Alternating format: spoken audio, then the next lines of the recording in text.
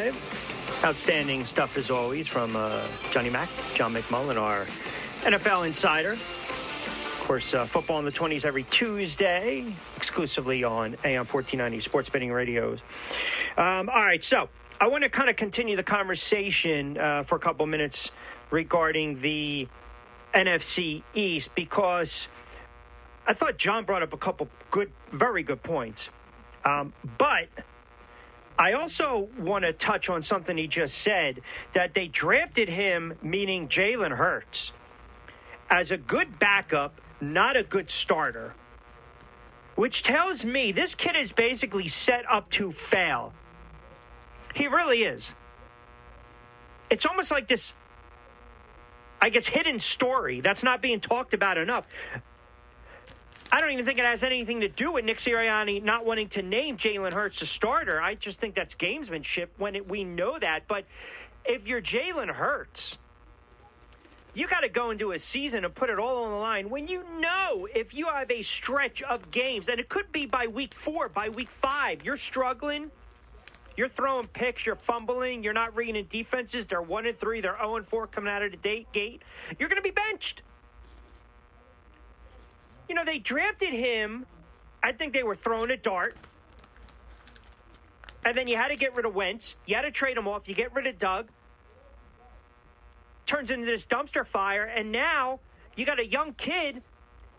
And it seems as though he's not going to get a legit shot. Meaning you got to surround him. Everything's got to be perfect with young quarterbacks.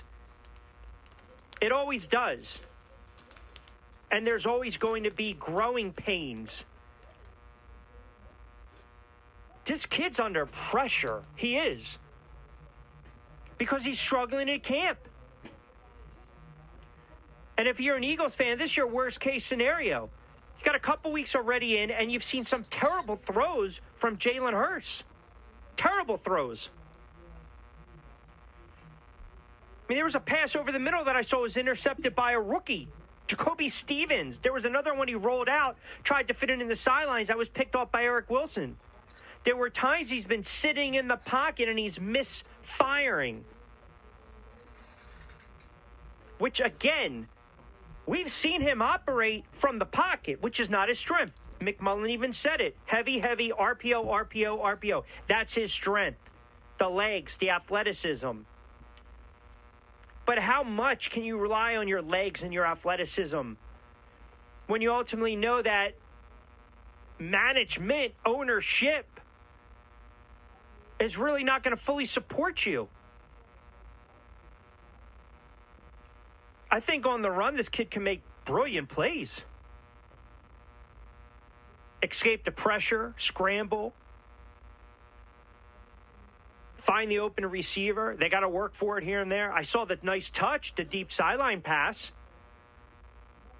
to Fulgham, which seems to be a strength. But this team needs to find some balance. And I think you're setting up this kid to fail, to be quite honest with you. And that's why I asked John, you know, if you gave him truth serum, what happens if he actually plays well? And then they're like, well, here we go. Are you going to commit to this kid long term?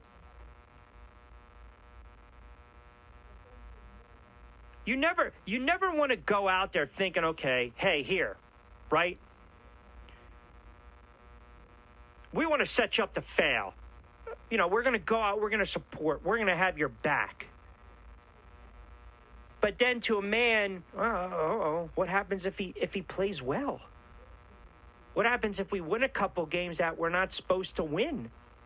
Maybe the defense wins us a couple games. Maybe his legs convert a couple third downs, 3rd and 12, 3rd and 15, late in the 4th. We punch it in late. We win a game or two. We have no business winning, but we give you a little glimpse, a little flash. They give them a little juice. Then what happens?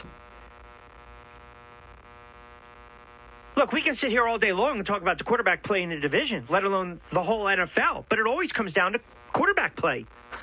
It always does. Washington with Fitzpatrick, not turning the ball over. The Giants with Daniel Jones not turning the ball over. Hurts being a young, essentially rookie quarterback. New offense, new system. Rookie head coach to boot. And then you got Dak coming off those injuries. And let me say one thing, too, about the Giants. You have to treat Saquon Barkley with kid gloves. You have to be very cautious when it comes to Saquon Barkley. You really do. That offense is going to, again, revolve around Saquon Barkley. And by all accounts, the knee looked fine again in limited work. So it's essentially an extension of his rehab. But I got to be very careful how I use him, especially early on in the season. And I'm okay if he's not ready to go week one. I'm okay. I'm okay with that, to be quite honest. I'm okay with that. Because, you know, he's a bruising power back. And you lose Galtman. Galtman's with the 49ers. And so we talk about the depth of some of these teams, right? But I think you got to be very cautious with Saquon Barkley. Because, you know, he's a young guy. He's amped. He's ready to go. And sometimes your mind wants to go, go, go. But your body's telling you slow down a little bit. 4:51, last time out, hour number one.